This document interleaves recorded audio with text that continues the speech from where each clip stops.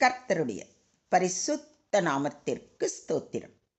இன்றைய நாளின் தியானத்திற்கென்று தெரிந்து கொள்ளப்பட்ட வேத வசனம் அப்போஸ்தலனாகிய யூதா எழுதின நிருபம் 20 மற்றும் 21 வசனங்கள். யூதா 1, 20 மற்றும் 21.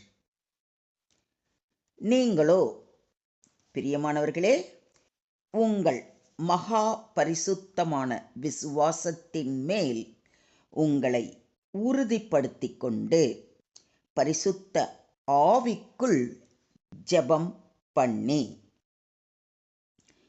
தேவனுடைய அன்பிலே உங்களை காத்து கொண்டு நித்திய ஜீவனுக்கேதுவாக நம்முடைய கர்த்தராகிய இயேசு கிறிஸ்துவினுடைய இரக்கத்தை பெற காத்திருங்கள். ஆமென். இன்றைய தியான வசனம் விசுவாசிகளுக்கான ஊக்கமான அறிவுரைகளாக உள்ளன. தேவனுடைய பரிசுத்த வாழ்க்கையில் நிலைத்திருக்க அவர்களை உத்வேகப்படுத்துகின்றன. இந்த அறிவுரைகள் நமக்காக இன்று வழங்கப்பட்டுள்ளது என்று விசுவாசித்து இவை நமக்களிக்கும் முக்கியமான உந்துதல்களை குறித்து சற்று நேரம் தியானிப்போம். முதலில் விசுவாசத்தில் உறுதிப்பட வேண்டும். உங்கள் மகா பரிசுத்தமான விசுவாசத்தின் மேல் உங்களை உறுதிப்படுத்திக் கொண்டு என்று சொல்லியிருப்பதை கவனியுங்கள். விசுவாசம் என்பது மனதின் அடிப்படை சக்தியாகும். இது ஒருவன் தேவனுடைய வார்த்தையில் நிலைத்திருக்க உதவுகிறது. இங்கு அப்போஸ்தலனாகிய யூதா திருத்துவ வேதத்தை ஆராய்ந்து தேவனுடைய திருத்துவ சத்தியங்களில் நிலைத்திருக்கும்படி நம்மை அழைக்கிறார். அன்று பேதுருவின் வார்த்தைகளை சந்தோஷமாக ஏற்றுக்கொண்டவர்கள் அப்போஸ்தலருடைய உபதேசத்திலும் அந்யோன்யத்திலும் அப்பம் பிட்குதலிலும் ஜெபம் பண்ணுதலிலும் உறுதியாய் தரித்திருந்தார்கள் என்று அப்போஸ்தலர் புத்தகம் 2 அதிகாரம் 42 வசனத்தில் வாசிக்கிறோம். அதைப்போல நாமும் தேவனுடைய வார்த்தைகளை சந்தோஷமாக ஏற்றுக்கொண்டு உபதேசத்திலும் அந்யோன்யத்திலும் ஜெபம் பண்ணுதலிலும் உறுதியாய் தரித்திருக்க வேண்டும். இரண்டாவது, பரிசுத்த ஆவியின் துணையுடன் ஜெபம் பண்ண வேண்டும். பரிசுத்த ஆவியானவர் ஜெபத்தில் வழி நடத்தி தேவனுடைய சித்தத்திற்கு இணங்க நம்மை வழி நடத்துகிறார். இங்கு ஆவியின் சக்தியால் செய்யப்படும் ஜெபம் தேவனுடனான உறவை சுறுசுறுப்பாக்குகிறது. அந்தப்படியே ஆவியானவரும் நமது பலவீனங்களில் நமக்கு உதவி செய்கிறார். நாம் ஏற்றபடி வேண்டிக்கொள்ள வேண்டியது இன்னதென்று அறியாமல் இருக்கிறபடியால் ஆவியானவர் தாமே வாக்கு கடங்காத பெருமூச்சுகளோடு நமக்காக வேண்டுதல் செய்கிறார் என்று பவுலடிகளார் கூறுவதை ரோமருக்கு எழுதின நிருபம் 8 அதிகாரம் 26 வசனத்தில் வாசிக்கிறோம்.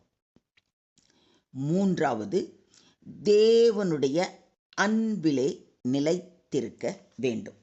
இது தேவனுடைய அன்பை சிந்தித்து வாழும் விசுவாசிகளை குறிக்கிறது. மனிதர் தம்மை தேவனுடைய அன்பில் காத்து கொள்ளும் பொழுது அது அவர்களை உலக சோதனைகளில் இருந்து பாதுகாக்கிறது. கிறிஸ்துவின் அன்பிலிருந்து நம்மை பிரிக்கக்கூடியது எது?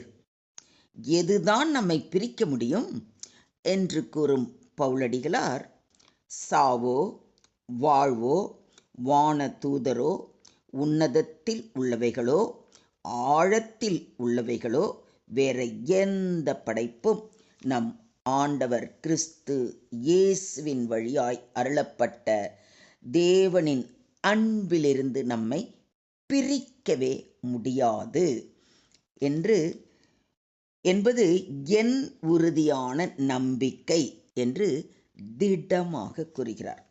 இந்த உறுதியும் திட நம்பிக்கையும் நம்மிடத்தில் இருக்க வேண்டும் இல்லைங்களா? ஆண்டவருடைய அன்பை நம்மக்கிட்ட இருந்து யாரால பிரிக்க முடியும்? நான் தேவனோடு இருக்கிறேன், தேவன் என்னோடு இருக்கிறார், அவர் அன்பில் நான் திளைத்திருக்கிறேன், அவர் என் மீது அன்பாயிருக்கிறார், நானும் அவர் மீது அன்பாயிருக்கிறேன் அப்படிங்கிற ஒரு உறுதி நம்மிடத்தில் இருக்க வேண்டும். நான்காவதாக, நித்திய ஜீவனுக்கேதுவாக, அதாவது நம்முடைய தேவாதி தேவனின் இரக்கத்தை பெற காத்திருக்க வேண்டும். அவருடைய 2ஆம் வருகை ரொம்ப சமீபமாக இருக்குன்னு நம்ம தொடர்ந்து படிச்சுட்டு வரோம், தியானித்து வருகிறோம்.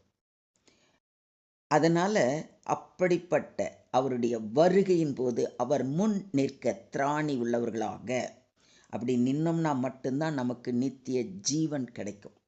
அந்த நித்திய ஜீவனுக்கு ஏதுவாக நம்முடைய தேவாதி தேவனின் இரக்கத்தை பெற, இரக்கத்தை பெற்றால் மட்டுமே, அவருடைய இரக்கத்தினால தான் நம்முடைய பாவங்கள் எல்லாம் மன்னிக்கப்பட்டு அவர் நம்மை தம்முடைய பிள்ளையாக ஏற்றுக்கொள்வார். அப்படிப்பட்ட இரக்கத்திற்கு நாம் காத்திருக்க வேண்டும். இது நம் கர்த்தர் மீண்டும் வருவார் என்ற நம்பிக்கையுடன் அவருடைய இரக்கத்தை எதிர்நோக்கும் மனோபாவத்தை காட்டுகிறது. கர்த்தருடைய இரக்கம் நம் இரட்சிப்பிற்கான பாதையை உறுதிப்படுத்துகிறது. நீங்கள் யாதொரு வரத்திலும் குறைவில்லாதவர்களாய் நம்முடைய கர்த்தராகிய இயேசு கிறிஸ்து வெளிப்படுவதற்கு காத்திருக்கிறீர்கள் என்று பவுலடிகளாரும் ரொம்ப அழகாக நம்மை உற்சாகப்படுத்துகிறார்.